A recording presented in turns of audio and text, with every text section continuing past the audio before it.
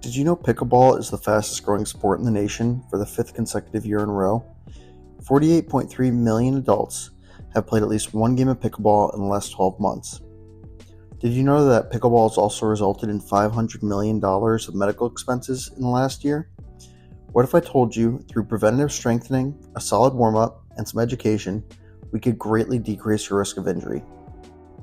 Keep watching for a warm-up and workout to help decrease your injuries. Starting at one end of the baseline, begin by pulling one knee to the chest while going up onto the toe of the planted foot. Complete this for 2 court widths. This is a lateral lunge.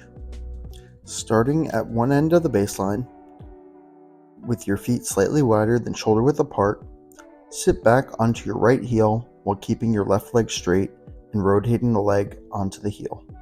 Switch sides while sidestepping down the baseline. This is a walking lunge. Starting at one end of the baseline, take a big step forward, and from this position, drop your back knee to the floor. If this feels good, you can reach overhead to increase the stretch in the front of the leg. This is a baseline shuffle and run. To perform a side shuffle, start by standing with your feet shoulder width apart and knees slightly bent. Keep your chest up and core engaged. Next, take a small step to the side and with your lead foot and bring your trail foot to meet it.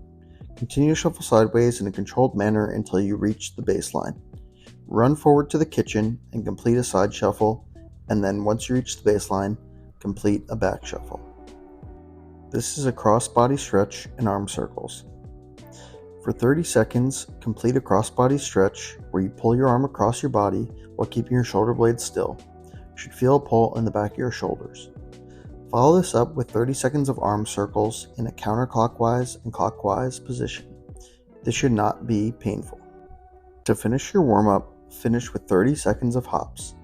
With your feet close together, complete a hop and try to keep foot contacts with the ground as short as possible. Complete this for 2 rounds of 30 seconds. This is banded side steps. With a TheraBand around your ankles or knees, soften the knees and get in a partial squat. In this position, take a side step and bring the trailing foot to the lead foot while maintaining tension on the band. Complete for 3 laps. This is an off-weighted lunge. With a weight comfortable enough to complete a step-back lunge, hold the weight in the hand opposite of the front leg. Take a step back and drop the knee to create a 90-degree angle in the front knee. Press through the front foot to bring yourself back to standing. This is a B-stance deadlift. While in a very mild stagger stance, transfer your weight onto the front foot. Only utilize the rear foot for balance, but not bear weight through it. With dumbbells in one or both hands, hinge at the hip, keeping the weight close to your shin. Stop the repetition slightly below the front of the knee and return to standing.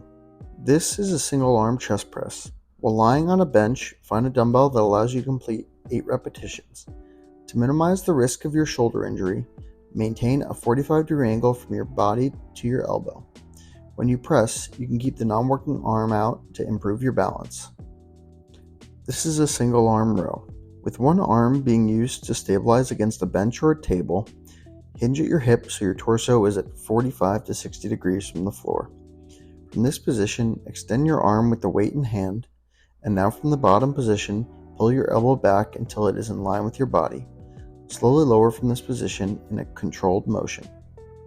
For the final exercise of your workout, you will complete a pal-off press.